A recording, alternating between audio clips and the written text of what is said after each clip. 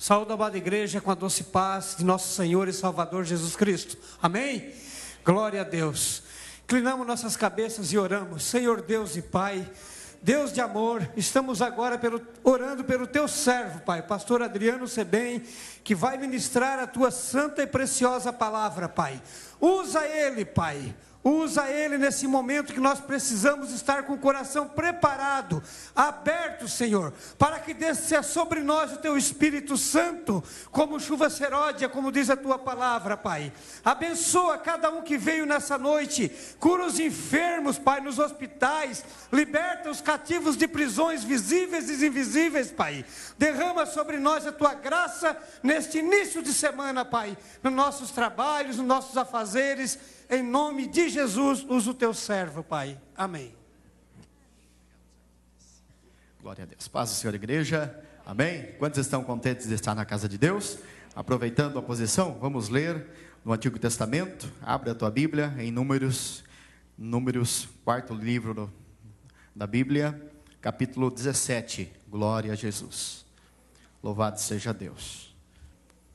Louvamos ao Senhor por aquilo que o Senhor já tem dito, já tem falado, e cremos que o nosso Deus vai continuar falando. Números, capítulo 17, da palavra do Senhor. Glória a Jesus. Quem encontrou, diga amém.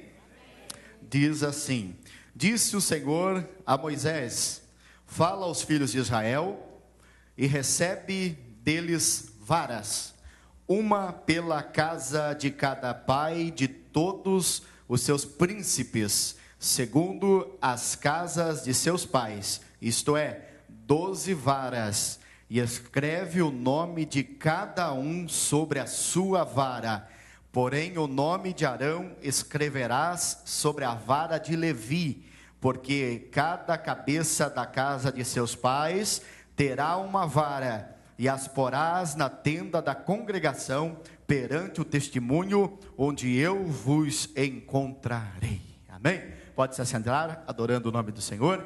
Glória a Deus. Queridos irmãos, nós vamos falar a palavra de Deus. Temos orado, e há um tempo Deus tem trazido essa palavra, e hoje então, quando o pastor falou conosco, então nos veio ao coração de meditarmos esse texto. É um culto público, é um culto da família, e eu louvo a Deus pela vida de cada irmão que está aqui, cada companheiro e cada família que aqui se encontra. Com certeza a sua família é alvo da bênção de Deus. Quem sabe eles não puderam vir ou não conseguiram estar aqui, mas saiba que a sua presença aqui será um canal de bênção para que o Senhor alcance toda a sua casa.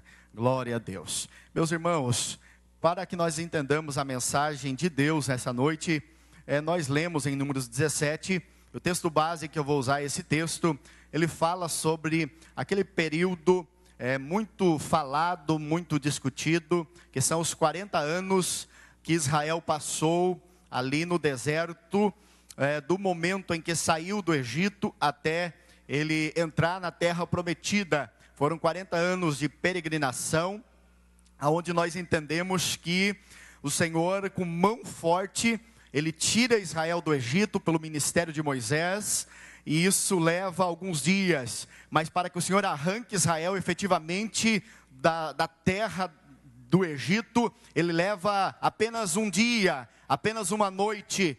Mas para tirar o Egito de dentro de Israel, do coração de Israel, ele demora 40 anos aproximadamente.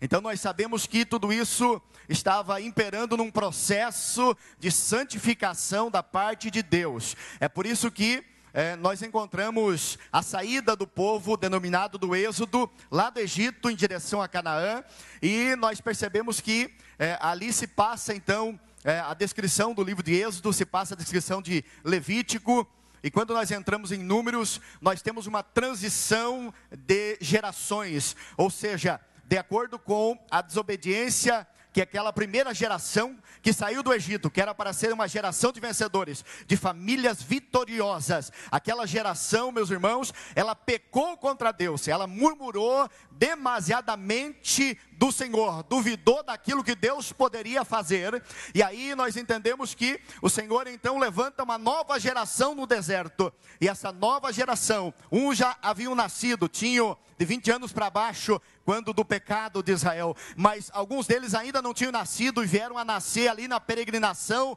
desértica, e nós entendemos que o Senhor levanta uma nova geração, para que entrasse na terra de Canaã. Fato é que apenas 2 daquela geração antiga adentraram a Canaã, apenas Josué e Calebe efetivamente pisaram a terra de Canaã. Agora os demais, na verdade, nós sabemos da história, eles ficaram pelo deserto. Queridos, o Senhor, Ele tinha com certeza uma intenção, é que aquela geração que saiu lá do Egito fosse uma geração vitoriosa. Deus não chama ninguém para ser derrotado, Deus não chama ninguém para sucumbir no deserto, mas Deus chama sempre pessoas, indivíduos e famílias para serem vitoriosos e para alcançar Canaã celestial.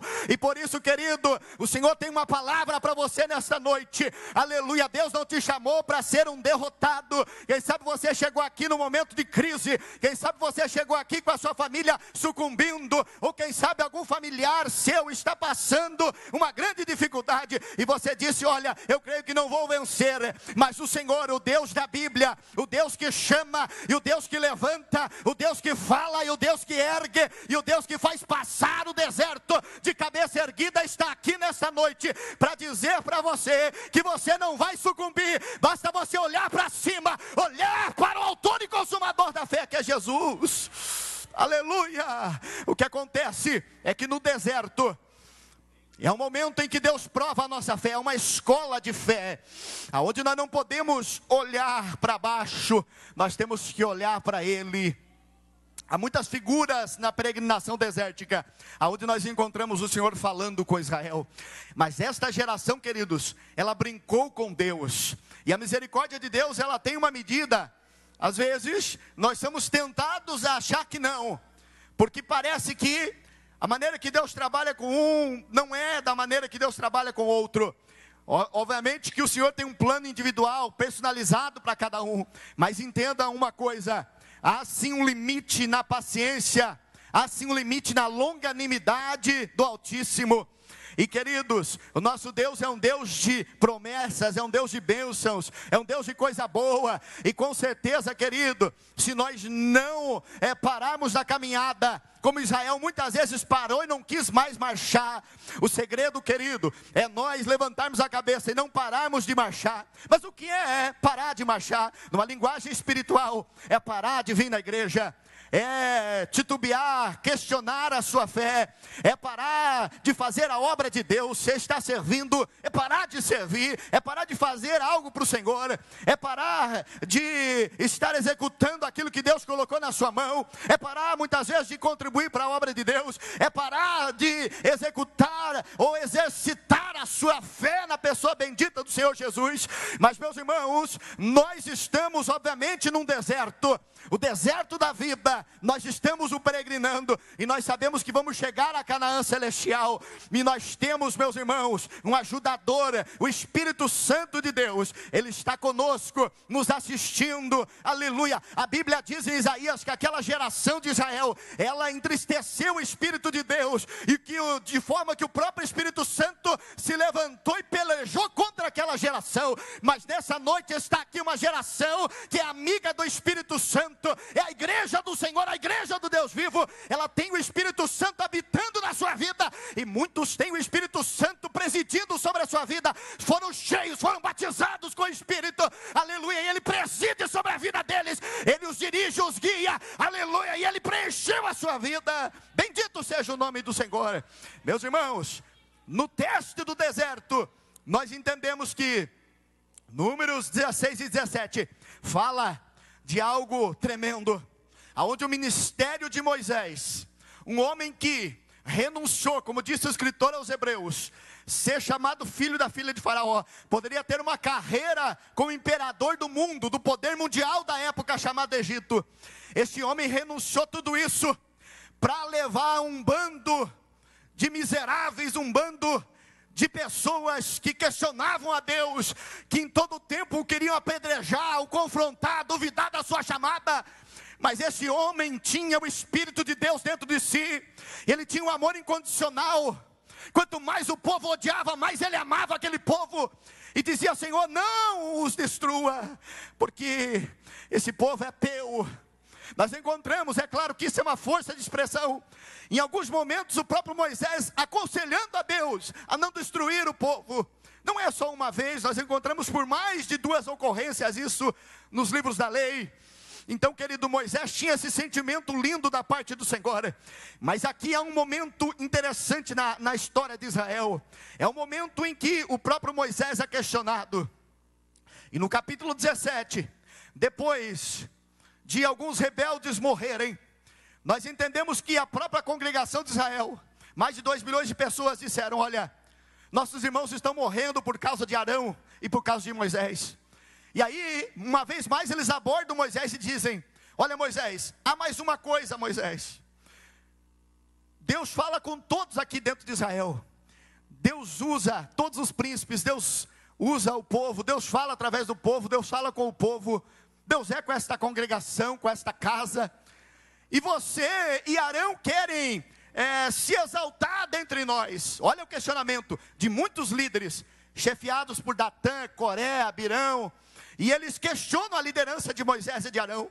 E aqui por último eles dizem assim: olha, o sacerdócio de Arão, ele é algo que procede de ti. Arão é teu irmão, por isso que Arão é sacerdote. A sua geração é a geração dos sumos sacerdotes.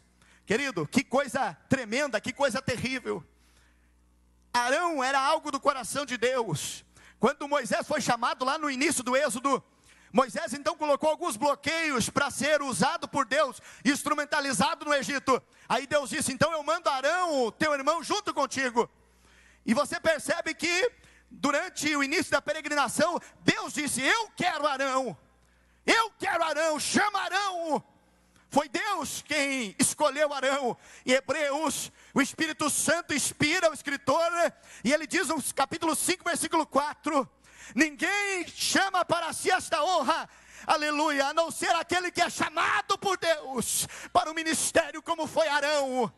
Arão era algo do coração de Deus, aleluia. Quando nós vemos alguém pregando, alguém cantando, alguém servindo na obra, na causa do Senhor, alguém tocando, nós temos que ter um certo cuidado. O ministério, a liderança, o pastorado, nós temos que ter um certo cuidado, porque, meus irmãos, isso aqui não é obra de homem. Quem chamou este povo foi Deus. Quem chamou essa gente foi Deus. É claro que Deus não apoia tudo que o homem e a mulher faz. Deus não apoia, é bem verdade. Deus quer que o homem melhore. Mas, meus irmãos, quem trata com o homem de Deus, com a mulher de Deus, é o próprio Deus. O ministério de Arão era coisa de Deus, não era coisa da terra. Oh, tome cuidado ao tocar no ministério de alguém. Quando você toca no ministério de alguém, na família de alguém, você está tocando naquele que uniu, naquele que chamou, naquele que escolheu. Uriá, séria, calafácia, Baraxia, Arabassuri, Mirá. E esse povo aqui, meus irmãos, ele questionou a autoridade de Arão, o ministério e a credibilidade do seu chamado. E aí a Bíblia diz que Deus, na sua soberania, o Senhor deu um método, uma estratégia para Moisés. Olha, faz o seguinte: chama um príncipe, um cabeça de cada uma das 12 tribos que formam a casa de Israel. Obviamente, Arão pertencia à tribo de Levi. Então, da casa de Levi, o texto diz que foi chamado Arão. E cada um vai pegar uma vara seca. Uma vara seca. Detalhe, eles estavam na península do Sinai. Terra seca. Deserto já é seco. Península do Sinai, sequidão da sequidão. E aí, meus irmãos, cada um dos príncipes de Israel colocou o seu nome na vara para a sua identificação. Por isso que a Bíblia diz em 17, aonde nós lemos no versículo 1 e 2, que cada um deveria se apresentar com a sua vara. E aqui você percebe que o Senhor disse que no outro dia, aquela vara que florescesse, essa vara seria a vara da tribo escolhida por Deus para dar seguimento ao sacerdócio. Perceba que Deus poderia fazer como fez no capítulo anterior, abrir a terra, engolir vivos rebeldes, mas aqui Deus trabalha de uma forma diferente. Deus sabe como trabalhar. Quem sabe, querido, a tua família está passando por críticas, por crises, por dificuldades, e você diz: olha, seria tão óbvio, tão fácil, se Deus agisse desta forma, ou se Deus fizesse assim o assado. Eu quero lhe dizer que Deus sabe como trabalhar. Deus está no controle da tua casa, está no comando da situação. Deixa Deus trabalhar. Deus sabe o método que Ele vai usar. Quando Deus trabalha, aleluia, ninguém poderá falar mais nada. O Senhor vai entrar, vai resolver a situação. E quando Deus resolve a situação, o negócio é com Ele. Aleluia, Deus vai entrar com a solução. Deixa Deus trabalhar. Adore a Deus essa noite, meu irmão. Parece que você está preso aí. Se a multidão ou quem está do teu lado pudesse resolver o teu problema, já tinha resolvido, já tinha feito. Mas há um que está aqui, que merece todo louvor, toda glória, toda honra, que merece a celebração da igreja. Esse está aqui para resolver. Aleluia, esse está aqui para resolver. Alabassuri me cantará bandúria. Aleluia. E a Bíblia diz, queridos, que assim aconteceu. Detalhe, no outro dia, algo sobrenatural aconteceu. Algo sobre-humano ocorreu. O que aconteceu? Das 12 varas, uma delas floresceu. Ela gerou flores. E as flores geraram frutos. E os frutos eram amêndoas. E as amêndoas foram saboreadas pelo príncipe daquela tribo que se chamava Arão, o escolhido de Deus. Quando Deus escolhe, queridos, a pessoa que é escolhida de Deus, ela não precisa brigar com ninguém, ela não precisa tirar satisfação com ninguém. A família que é escolhida por Deus não precisa ficar correndo, tentando se auto-justificar. O que você precisa, querido, é se colocar na presença de Deus, porque o Senhor vai fazer com que haja flores, e as flores vão gerar frutos, os frutos do teu chamado, os frutos do teu ministério, os frutos da tua família, aleluia, os frutos de justiça, que vão operar através dos atos da tua casa. Eles vão mostrar que você é de Deus, eles vão mostrar que a árvore da onde você vem é Deus, eles vão glorificar o Pai do céu, eles não vão trazer escândalo, mas eles vão demonstrar de que árvore você é oriunda. Aleluia, bendito seja o nome do Senhor. Você que é chamado por Deus, não precisa você vir até o teu líder e dizer: olha, eu mereço ser ordenado, eu mereço ser separado. Não precisa disso, não exija. Se Deus te chamou, os frutos da tua chamada vão fazer com que haja naturalmente esse reconhecimento. Se você precisar exigir, já é um sinal de que, primeiro, você não sabe esperar, e segundo, não é o tempo de Deus na tua vida, porque se fosse, Deus já teria trabalhado. Urabaxandereva séria, aleluia. E aqui, meus irmãos, nós entendemos, a Bíblia diz que cada um deveria se apresentar com a sua vara. Eu me lembro de Salmo 23 e 4, a parte B do versículo 4, desse salmo conhecidíssimo, Salmo 23, que ele diz: a tua vara e o teu cajado me consolam. Nós entendemos que havia um único objeto, claro, em alguns casos era dois, uma vara e o cajado, mas normalmente a extensão do cajado era a vara, e a parte de cima, ela trabalhava como cajado. Mas como que o cajado do pastor consolava? Aqui nós entendemos que cada pai de cada casa tinha que ter aqui, claro, num sentido espiritual, simbólico, tinha que ter uma vara. Hoje é assim também, cada pai de família precisa ter uma vara, espiritualmente falando. Querido, nós vivemos dias da lei da palmada. Eu não estou aqui falando que não devemos cumprir a lei, mas a Bíblia também orienta sobre a disciplina. A Bíblia orienta sobre a moderação na correção, mas tem que haver, querido, cada pai de família precisava ter, e hoje cada pai de família precisa ter, aleluia. O que o cajado fazia? O cajado fazia para consolar pelo menos duas ações. Quando no deserto as ovelhas eram colocadas no aprisco, no abrigo provisório, o cajado do pastor vinha por cima e ele contava uma por uma das ovelhas que ia entrando no aprisco. Daí a passagem das 99 ovelhas. Nós entendemos também que quando ele estava lá na cidade, no redil, lá no redil também, quando ia entrar, para que o porteiro pudesse fechar a porta e o pastor descansar, havia também a contagem das ovelhas. Então o primeiro sentido da vara consolando era a contagem. O Senhor, queridos, como pai de família, ou como pastor das ovelhas, Ele nos considera individualmente. Ele olha o coletivo, Ele olha a unidade, mas Ele olha individualmente. Ele olha para nós, queridos, assim como o nosso pai olhava ou olha para nós hoje, individualmente. O Senhor trata conosco personalizadamente. Deus nos conhece, Deus te conhece. Você pode achar que Deus não te contempla, ou que as suas necessidades não são assistidas pelo Senhor, mas o Deus que nós servimos, Ele é um Deus que olha para você e te entende, e te compreende, aleluia. Ele te conhece no detalhe, te conhece no íntimo, bendito seja o nome do Senhor. Ei, igreja, mas o segundo sentido do consolar, não era só contar, era para afastar também as bestas feras, os riscos dos animais. Quando o leão, quando o urso, quando as bestas feras vinham para atacar as ovelhas, o pastor usava o seu cajado para afugentar esses animais, e desta forma ele consolava as ovelhas também. É assim que o Senhor faz, meus irmãos.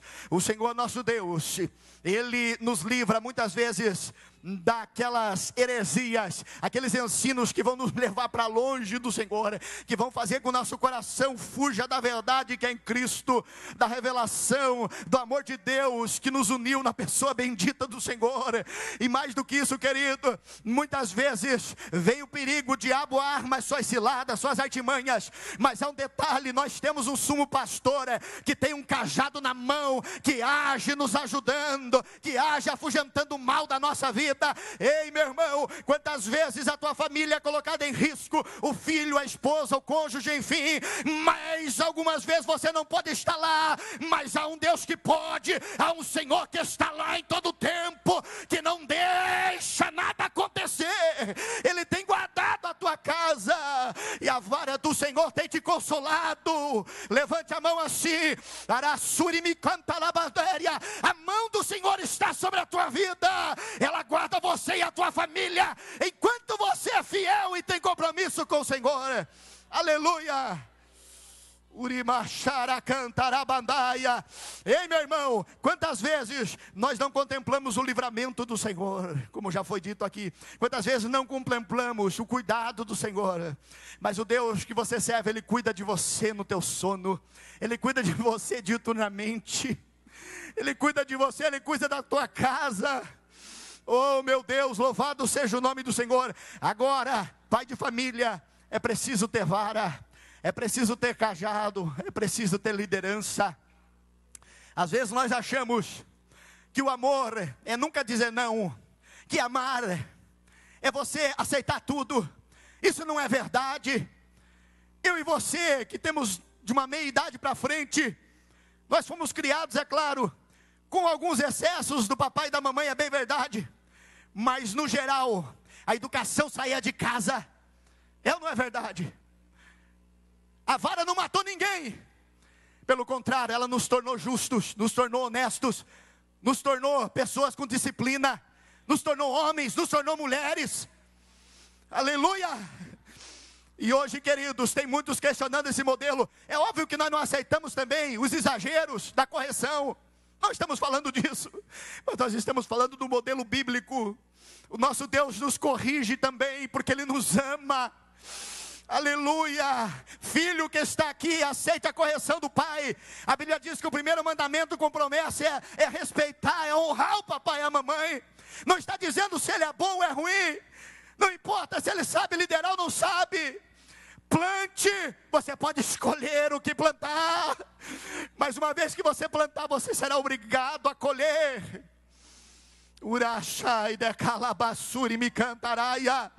Aleluia. Ei, queridos, a Bíblia diz agora que Arão teve o seu ministério confirmado por Deus. E eu trabalho na progressão do texto dizendo para você, nós temos que ter cuidado, porque se nós queremos ser abençoados pelo Senhor,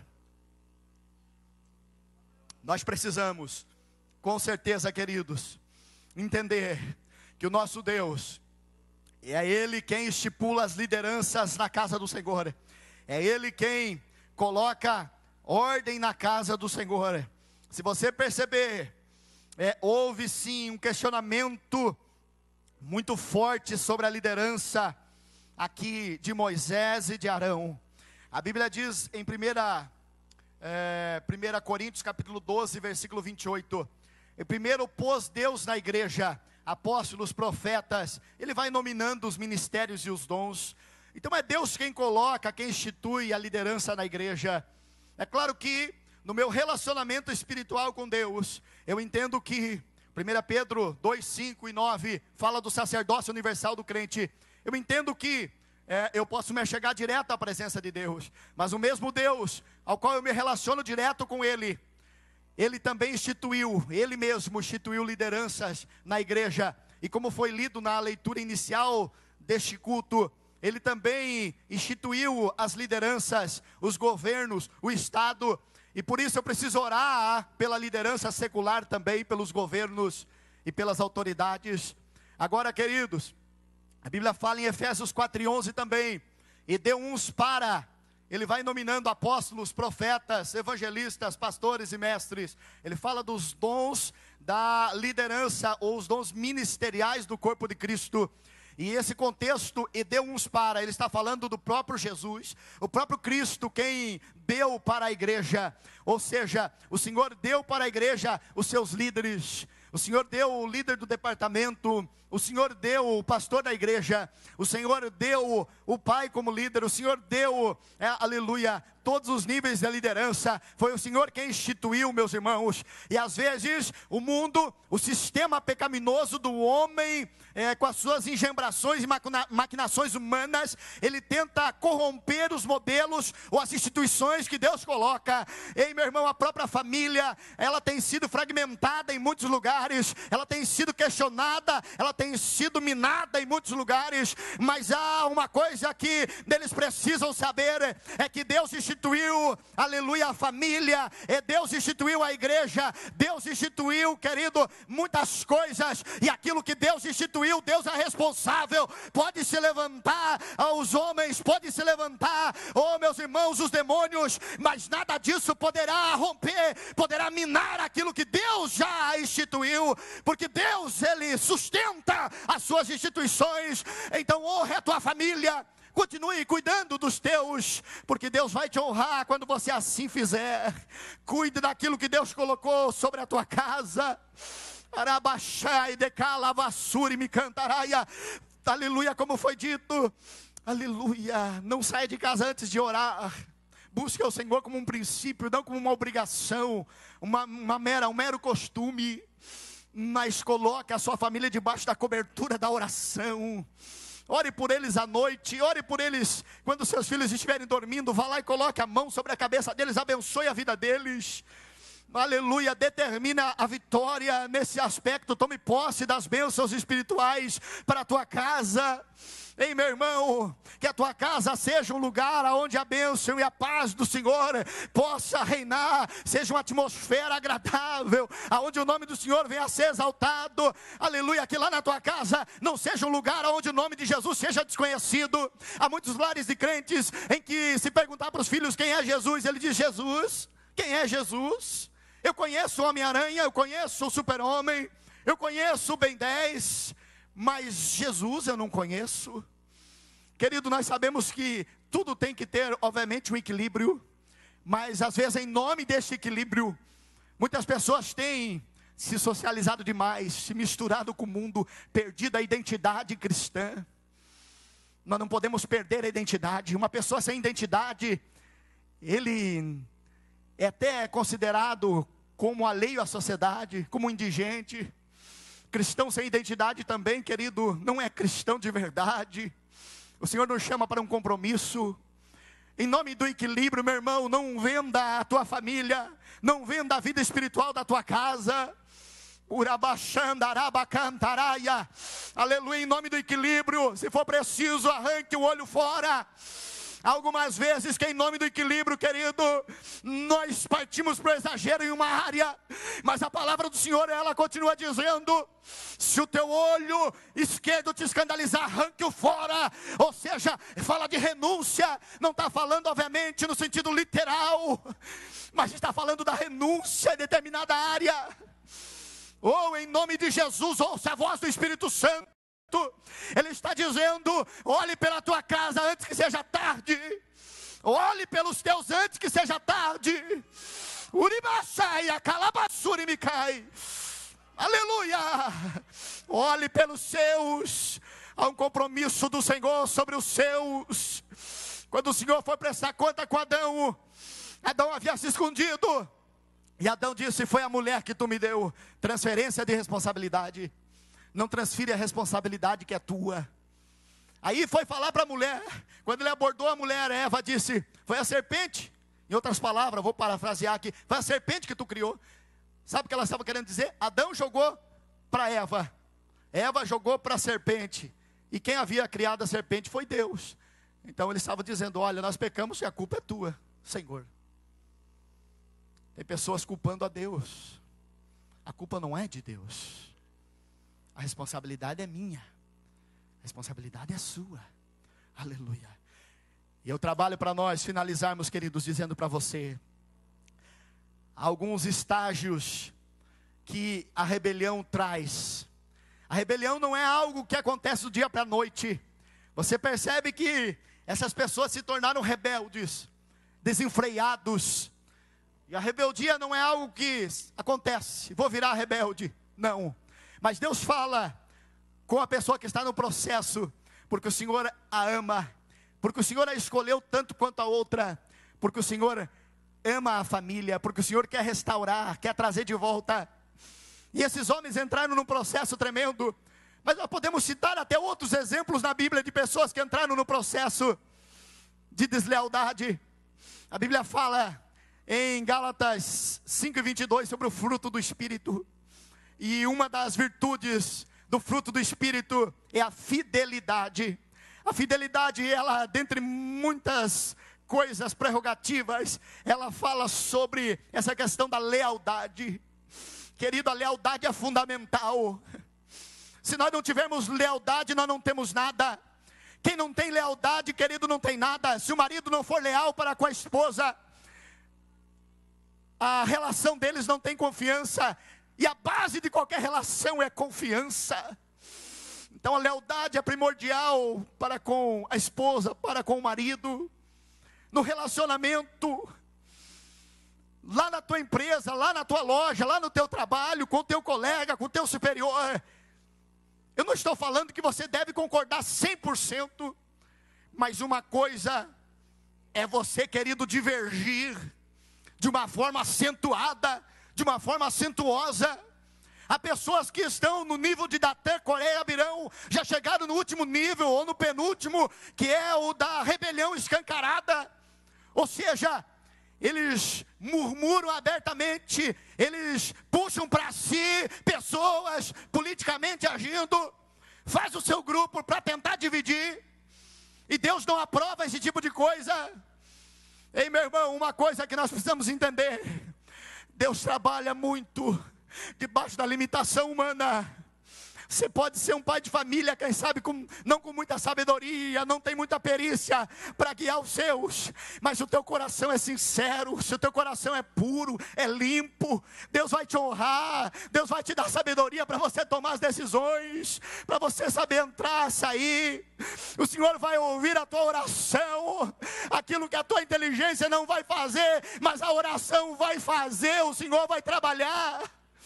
Aleluia, louvado seja o nome do Senhor. Então, querido, a lealdade, ela é fundamental. Uma das coisas mais difíceis é a traição. Uma pessoa desleal, uma pessoa em quem muitas vezes você confiou, uma pessoa que muitas vezes você depositou nela segredos, sigilos, depositou nela tempo, esforço, e ela te trai, ela fala por trás, ou ela executa atos de leviandade. Querido, com certeza Eu vou pegar o exemplo do meu pai. Eu não concordo com tudo que o meu pai faz, diz. Mas uma coisa é eu saber tratar com isso, com essas diferenças, porque elas serão normais. Agora outra coisa é eu duvidar e dizer, olha, ele não pode ser meu pai, ele não deve ser meu pai, ele não merece ser meu pai. Quem sou eu para dizer isso? Se não fosse ele, eu nem estaria aqui. Às vezes, meus irmãos, até um data show desse é motivo para murmuração. Às vezes coisas simples na obra de Deus é motivo para nós criticarmos a liderança. Não é hora da igreja do Senhor ficar com esse tipo de atitude. Deus não aprova esse tipo de coisa.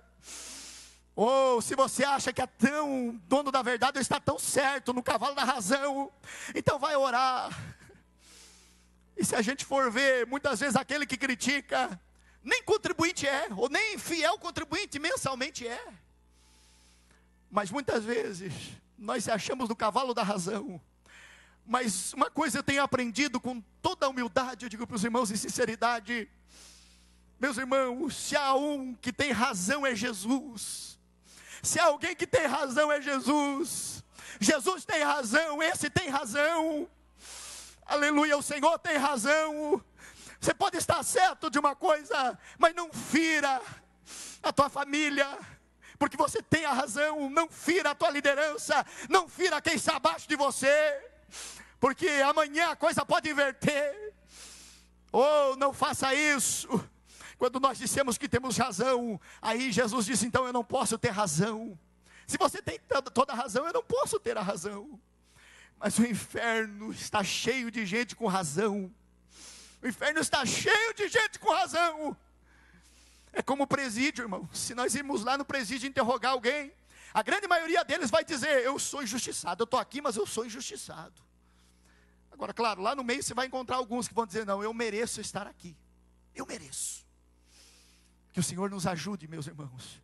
Que nós tenhamos mais cuidado com a obra do Senhor, especialmente com aquilo que Deus colocou na nossa mão. Nós já estamos tratando com a igreja do Deus vivo. Eu trabalho para finalizar dizendo para você, quando uma pessoa ela tende a se tornar desleal, ela começa com o primeiro estágio, que é chamado espírito independente. Se você observar a história do filho pródigo, o filho pródigo, a grande questão do filho pródigo, sabe qual foi? Foi não querer prestar conta. Ele queria ser autônomo, independente. Essa é a grande questão do filho pródigo. Pode perceber, ele queria ser autônomo. Querido, é da natureza humana não querer respeitar regras, não querer estar submisso ao sistema.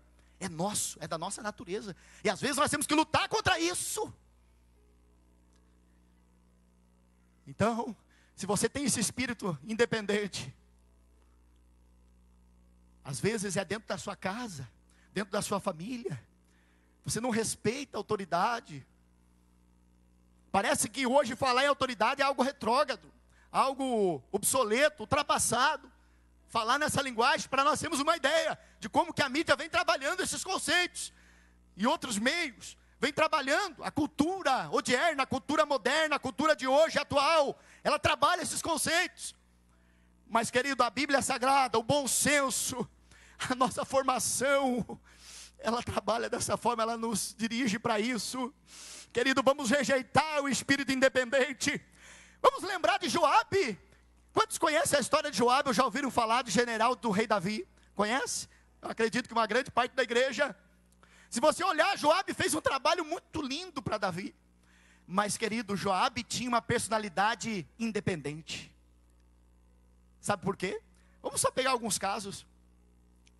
Quando Davi estava reinando em Hebrom, não era rei sobre as 12 tribos de Israel ainda. E ali, o general do falecido rei Saul foi ter com Davi. Davi fez aliança com ele. Davi, como rei, fez aliança com ele. Aliança com Abner, o general. E Abner volta agora para a sua casa. E quando ele no caminho estava retornando, o general Joabe, do rei Davi, com espírito independente, vai no caminho e diz, olha, eu quero tratar direto com Abner. Davi me manda aqui. E ele chama Abner, arma uma cilada para Abner e mata Abner ali, sem aprovação do rei. Querido, quando Absalão desobedeceu Davi, seu próprio filho Absalão, Davi disse, por favor, poupe a vida do moço. O moço não sabe o que está fazendo. E você sabe da história, aquele moço, ele fica entre o céu e a terra. Ele fica preso numa galhada de árvore. E chega um do exército e diz: olha, aconteceu assim e assim. O moço está preso. E Joabe, queridos, sem misericórdia vai ao encontro do filho de Davi, contra a vontade e a ordem do rei Davi, e mata Absalão. Espírito independente. Você percebe que em determinado ponto da guerra em Israel, já estavam há meses guerreando, e Davi estava tomando um fôlego em Jerusalém, e Joabe estava quase vencendo a guerra. Ele manda um mensageiro e diz: olha, vai lá no rei Davi e avisa que se Davi não vir correndo para cá, esse povo aqui, quando nós vencer a guerra e entrar na cidade, eles vão querer colocar o meu nome na cidade, ou seja, o meu nome na igreja. Meu irmão, espírito independente. Que eu e você não venhamos a ter espírito independente. Seja submisso à autoridade do teu pai dentro da tua casa, à autoridade da tua mãe. Seja submisso à autoridade do seu líder do departamento. Seja submisso à autoridade do teu pastor. Espírito independente. Mas se ele não for tratado, ele progride e ele vai para o próximo nível. O próximo estágio é o estágio da ofensa. Normalmente, quem tem espírito independente, ele tende a se tornar ofendido. Quando a opinião dele não é ouvida, ele se ofende. Ou às vezes, é uma questão que ele chega na igreja, o irmão está no lugar dele, ele se ofende. Alguém colocou carro no lugar que é sempre dele lá. É só porque o irmão que chegou não viu o nome dele lá. É invisível, né? Mas está lá, é dele. Aí, o que acontece? Ele se ofende. Então, o estágio da ofensa. Se você observar, Absalão, filho de Davi, ele entrou nesse estágio. Ele se sentiu ofendido. Por quê? O que aconteceu? Lembram? Dentro da casa de Davi, quando aconteceu de Aminon, aquele filho de Davi, que forçou Tamar, a sua irmã, e quando ele cometeu esse ato, então aquilo entristeceu muito o coração de Absalão, que era um dos irmãos da família. Mas não foi só isso, não foi só o que Aminon fez que entristeceu o coração dele, foi a passividade do pai, a passividade de Davi. Davi não fez nada, e aquilo fez uma ferida no coração de Absalão. Querido, nós temos até dentro da igreja algumas pessoas feridas. Querido, o Senhor fala com você nessa noite: não vá para o próximo estágio. Você pode chegar a ser um rebelde, a cair da graça de Deus. O Senhor te ama, pelo amor de Deus. Ouça a voz do Espírito. Aleluia, você tem ferida, mas peça ajuda se você não consegue vencer. Vá tratar essas feridas. Ninguém está dizendo que é fácil, ou que você não tem determinada razão. Nós não estamos dizendo isso.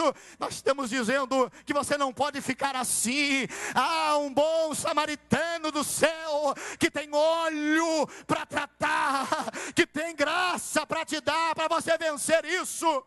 Porque a tendência, como aconteceu com esse homem Absalão, é a pessoa se encolher, ela entrar no terceiro estágio, que é justamente o estágio da passividade. A pessoa não faz mais nada, ela não se envolve mais na igreja. Ela usa algumas frases como essa, por exemplo: eu não quero mais me envolver, eu não quero mais me incomodar. Eu não estou dizendo que aquele irmão que é quietinho na igreja, que tem uma personalidade, um temperamento quietinho, está nesse estágio. Não é isso, né? Os irmãos são sábios, são maduros. Não é isso que eu estou falando. Estou falando de uma pessoa que outrora estava em atividade, mas que se ofendeu, e que não tratou isso, e que hoje, querido, está no estágio de passividade. Sabe quanto tempo a Bíblia diz que Absalão ficou quieto? 2 anos quieto, depois daquele fato negativo. E eu trabalho para concluir a mensagem dizendo para você: aquele homem ficou 2 anos passividade, mas depois de 2 anos, ele se levanta, e ele mata Aminon, seu irmão, assassina o seu irmão.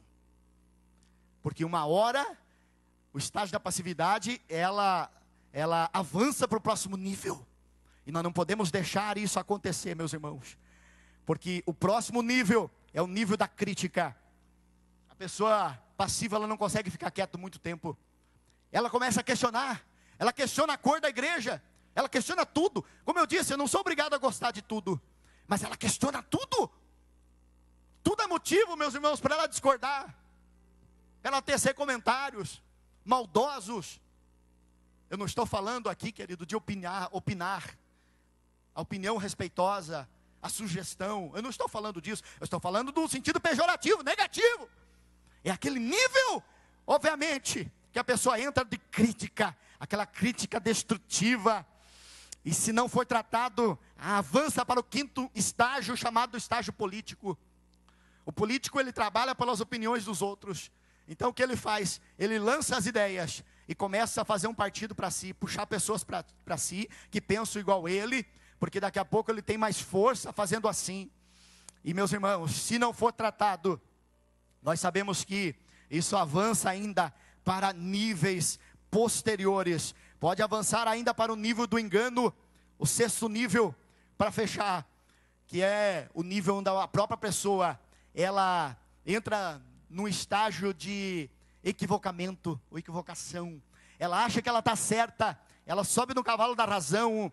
Em outras palavras, meus irmãos, ela tem uma convicção da razão dela, né? E aí, querido, ela começa a orquestrar os seus pensamentos. E nós temos que ter cuidado, querido, porque o nosso coração é enganoso. Às vezes eu posso achar que eu estou certo, mas uma questão é: eu preciso buscar a Deus, para que eu tenha certeza de que o Senhor está na minha vida. E se o Senhor está na minha vida, Deus nunca vai me fazer levantar contra o líder da minha casa. O Senhor nunca vai trabalhar de uma forma eu me levantar contra o meu pastor, eu me levantar contra o meu líder. O Senhor nunca vai trabalhar de uma forma a dividir. Deus não faz assim, meu irmão. Quem faz assim é o inimigo das nossas almas. Esse trabalha dividindo, trabalha subtraindo, mas o nosso Deus trabalha unindo, trabalha multiplicando, trabalha somando. Aleluia, louvado seja o nome do Senhor. E eu concluo dizendo para você, se o estágio do engano não for rompido, o que acontece? Nós entramos no 7º estágio, chamado rebelião. A rebelião é como aconteceu aqui em Números 17, com Datã, Coré e Abirão. A rebelião é como aconteceu com Joabe, como aconteceu com Absalão, como aconteceu com Judas. Mas o Senhor nos ama e Ele não deseja que nós, queridos, caiamos nesse erro. O Senhor deseja que nós rompemos com isso. Eu não sei em que nível, quem sabe você está, mas uma coisa eu sei: o Senhor, Ele te ama, e as boas promessas de Deus sobre você, sobre a tua casa, não caíram por terra. Aleluia. Quem sabe Deus falou com você, e você está no 1º nível, no 2º, não sei, no meio, lá no final, mas o Senhor está dizendo que Ele te ama. Aleluia. E a bênção que Ele tem para você vai atingir toda a tua geração, toda a tua casa. As boas promessas do Senhor não vão cair por terra, mas é preciso romper com este processo. Aleluia. Porque Deus não trabalha desta forma. Deus trabalha através da oração, Deus trabalha através da união, Deus trabalha através do amor, Deus trabalha através do exemplo. Oh, louvado seja o nome do Senhor. Com a permissão do pastor, se coloque em pé, nós vamos orar, eu não vou mais além. Aleluia, bendito seja o nome do Senhor. Eu quero dizer para você, aleluia, que Deus está aqui interessado em te abençoar, meu irmão, minha irmã, interessado em te dar vitória. Bendito seja o nome do Senhor. Eu quero orar por você, eu quero orar pelas famílias.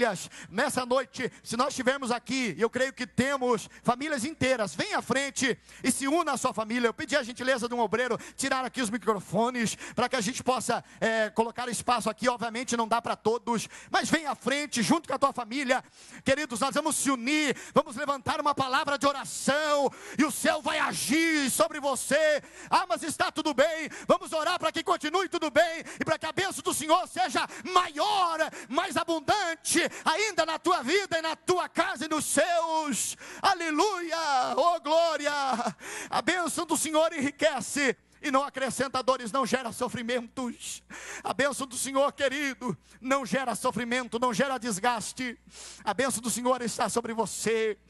Eu quero orar, você que, eu estou sozinho aqui, venha, vamos orar pela sua casa. Você que o Senhor tem falado pela palavra que nós já ouvimos aqui no meio, a palavra introdutória, tem falado pelos louvores, tem falado agora pela mensagem final. Venha até o altar do Senhor. Você não está diante do homem, mas você está diante do Senhor. Glória a Jesus. São atitudes espirituais que geram reações espirituais. Queridos, muitas vezes Deus não é nosso garçom nem nosso empregado, mas Deus reage às nossas atitudes. Você percebeu isso? Isso está na Bíblia. Deus reage às nossas atitudes. Dê um passo em direção a Deus, dê um passo em direção ao Senhor. Uremandarabashuri cantaraia. Eu queria pregar uma mensagem 100% de vitória, para que você pulasse, saltasse. Mas meu irmão, nosso compromisso é com Deus. O meu compromisso é com Deus. Eu preciso pregar aquilo que Deus quer que eu fale. E o que Deus quis que nós falássemos era esta mensagem. Aleluia, o Senhor te ama. Há uma bênção da parte do Senhor sobre a tua vida. Nós vamos orar. Aleluia, vamos orar, levante a sua mão. Querido e eterno Deus, diante da exposição da tua palavra, Senhor, nós falamos aquilo que o Senhor nos direcionou. Por isso o Espírito Santo trabalha, Senhor, nos nossos corações. Ó Espírito Santo, administra esta palavra com graça, Senhor, para que não seja ouvinte esquecido, mas para que eu e a minha casa possamos colocar em prática esse conhecimento, esta revelação que o Senhor nos deu. Oh meu Deus, age pela nossa família, age pela nossa casa, Senhor. Oh meu Pai, rompe os laços, as ciladas, as artimanhas e as estratégias, os laços do passarinheiro, o laço da droga, Senhor, o laço do acidente. Oh meu Deus, Tu és poderoso, que a Tua bênção esteja sobre esta casa, cobre com o Teu sangue. Urachai de calabassurimiha, de profisteria rassurimica, e de rassurimiai de Manúbia, em nome de Jesus, nessa noite, Pai, nós pedimos que a Tua bênção esteja sobre nós e a nossa casa, em nome de Jesus, amém, Senhor. Somos corpo. Abrace a sua família e diga: nós pertencemos a Deus. Diga para eles: nós somos projeto do Senhor. Ligados, unidos, vivendo em amor, uma família. Vivendo o compromisso do grande amor de Cristo. Eu preciso de Ti, querido irmão. Precioso és para mim, querido irmão. Vamos cantar de novo? Somos corpo e assim bem ajustados, totalmente ligados, unidos, vivendo em amor, uma família, vivendo o compromisso do grande amor de Cristo. Eu preciso de Ti,